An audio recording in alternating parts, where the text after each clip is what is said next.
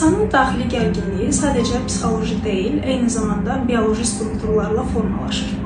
Avtoritar ailədə böyüyən iki uşağı təsəvvür edək. Bu uşaqlardan biri utancaq, təşvişli və narahatlığa meyilli olarkən, digəri isə daha çox mübarizəyə meyilli ola bilir. Hər iki uşaq fərqli xarakterə sahibdir və əslində bu psixoloji situasiya hər iki uşaqda fərqli şəxsiyyəti formalaşdırır və bəzən valideynlər tərəfindən istifadə olunan "sən bacarıqsızsan" tərzində sözlər onları mənfi və yaxud da bir istiqamətdə müsbətə yönləndirə bilir. Yəni, eyni mühit iki fərqli şəxsiyyəti formalaşdırır. Bu hal bir uşaqda natamamlıq kompleksini yaradarkən, digər uşaqda isə mükəmməl olmağa məcbur edərək onu perfeksionizmə yönləndirir.